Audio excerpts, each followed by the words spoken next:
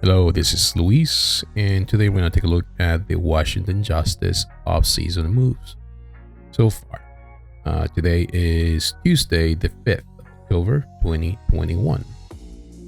So let's dive in, shall we? Okay, here we go. The very last announcement they made. This was only 3 hours ago, so this just came right off the presses, right?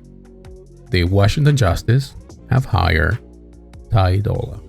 Now, who's Tydolla? Well, Tydolla was the assistant coach for the, Los Angeles Gladiators. He also coached the one shoot charge in 2020. So you ask yourself, why are the Washington Justice getting a new assistant coach?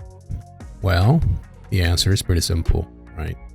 The Washington Justice have been criticized as a team that play very passively, a team that waits for the other team to make their move and then the Justice react to that. A very reactive team.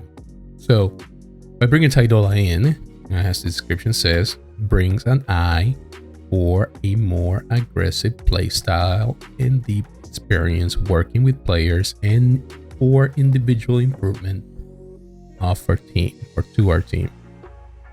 There's the key right there, right? The Washington Justice realized that to compete for a tournament, a championship, a trophy, they need to change. They need to change how they approach engagement, not from a reactive point of view, but from an aggressive point of view, taking space, being proactive,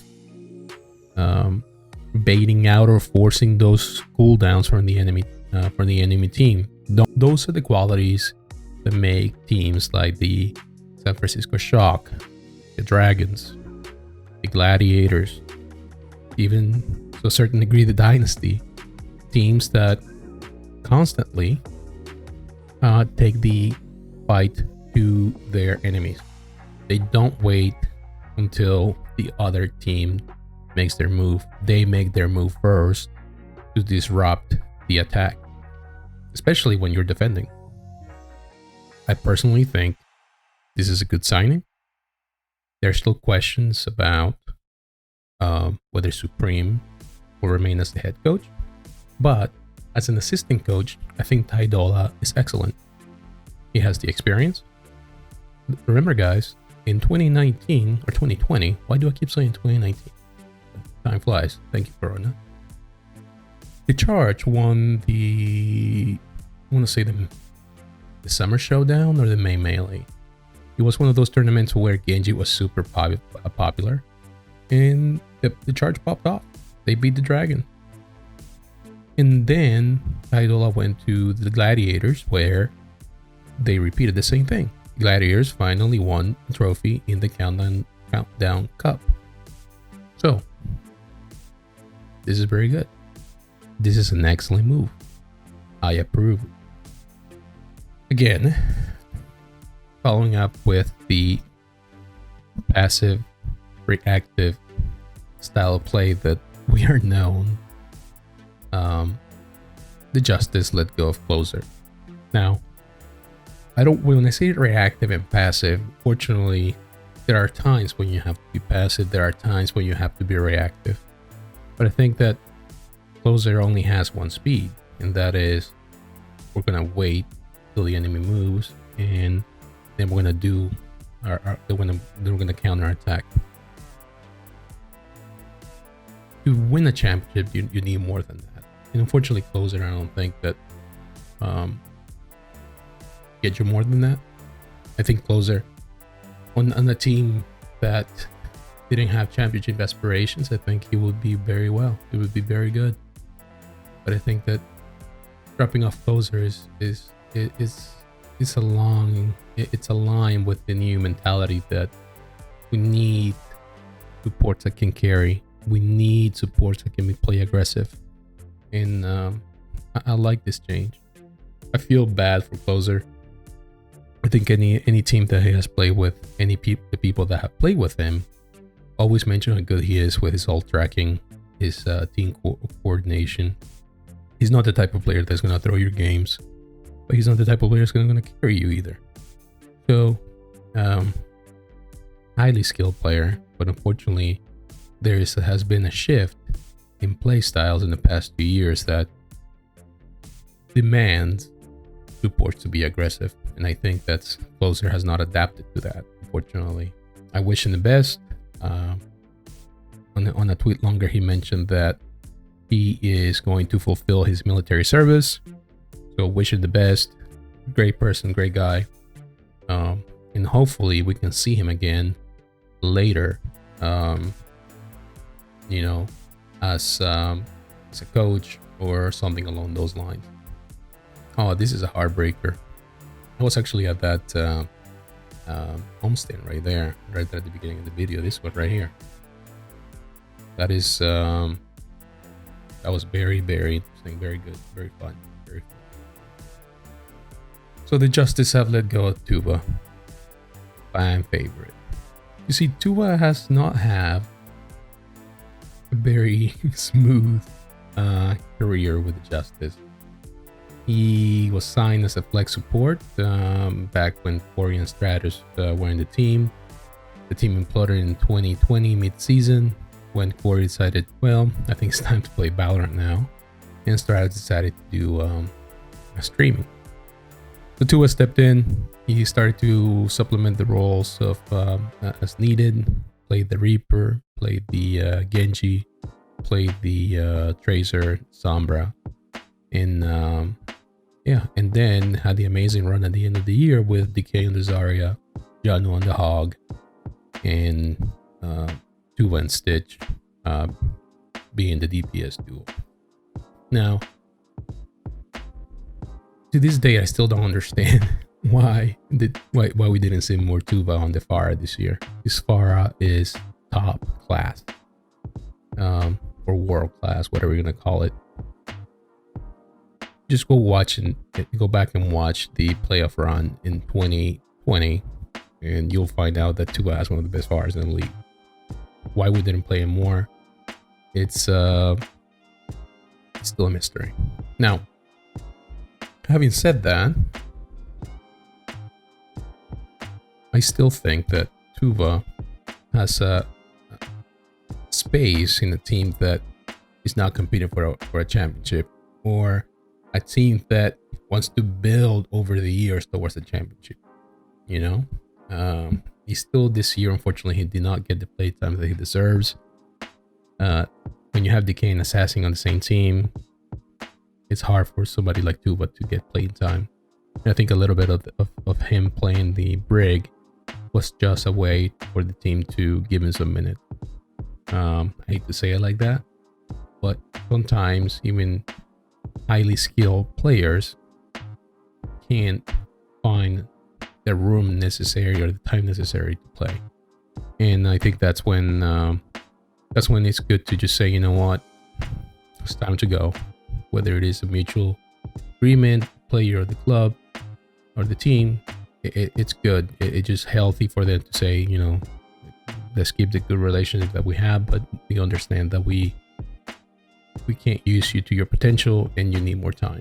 And I think that's what it is here. I would love to see him in another team. He's highly talented, hard worker. Oh man, sad to see him go, man. Wish him all the best. Up next we have Hocury. One of the things that that fans are, along with the blowout in 2019, when players left, a lot of the coaches left. Bonnie, John Galt, and some others, they decided, you know, it's time for me to move on. So it was all left to Supreme. Supreme got Shilwa in the middle of the season from O2 Blast. In the off season in 2019 or 2020, I keep saying 2019. Hocury came in, and Hocury came from the Soul Dynasty. Unfortunately, apparently there were some issues with Hocury at the Justice, and apparently some of his skills overlap with Supreme's and Shilwa's. Hocury came from the dynasty where he was a more of a manager, not a strategist or a player coach. So what the Justice needed was not what they got.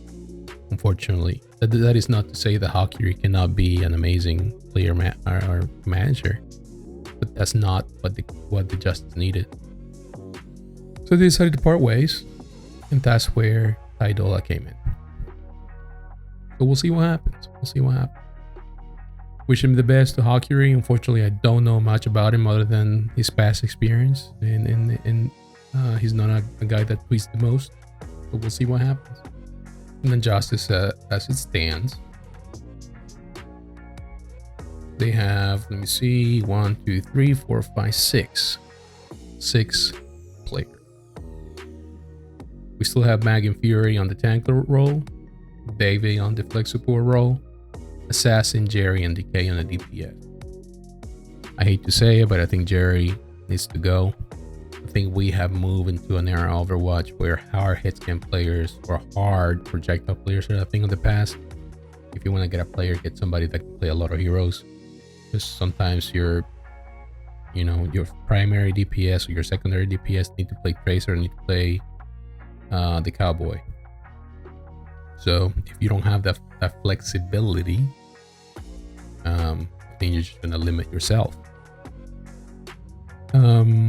And there's just a ton of talent right now in the field.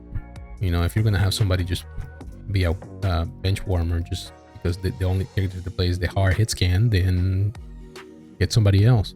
At least get somebody cheaper that can play more heroes. I love me some Jerry. Same thing with Jerry. I think that just not enough time. It's not enough time to compete. Not enough minutes in the whole league. Very few games this year compared to the rest. So, and I hate to say it, sometimes when he played, he has looked like a player that is all aim, no brain. I know that's a harsh criticism, but at this level of play, you gotta have both. And I think he can work his way up. It's just that he has looked way too confident that he sometimes makes some mistakes that do not help the team. Just take a look at the games against the Paris Eternal and the Dallas Fuel, the very first game, I think on Dorado. A couple of mistakes that he made just costed the fight. And there were mistakes that can be avoidable just by holding your position. So take a look at those. So far, the organization itself remains the same. We still got Pre manning the ship. Supreme still is the head coach. Shilwa, assistant coach, and Tydolla, assistant coach. This is very important, guys. There's a lot of criticism right now getting for Supreme. But Supreme has never been a coach that excels in the strategy. Supreme has always been a coach more about team cohesion, team synergy, morale, a motivator, right? For strategists, that's where we'll have Shilwa. For development, that's why Tydolla has to fill that role. No single person in any team can be both the strategist, the player developer, the motivator, and everything. It just demands way too much. It's a team effort. Now, the direction of the team obviously has to come from the head coach. But just because teams lose or win, that doesn't mean the entire credit or criticism has to be directed to one person. No. It's both the coaches and the players. So that's it for today. And like I said, we're going to be covering these changes as they develop. There's been a ton of moves. A lot of players, good players, hitting the free agency. So now it's the time to take a closer look. Let me know what you think. Let me know if what moves you think the Justice can make.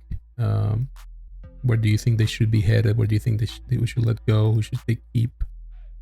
And let me know what you think about the changes so far. Again, thank you for your time. Thank you for watching. Please like and subscribe, and I'll see you next time.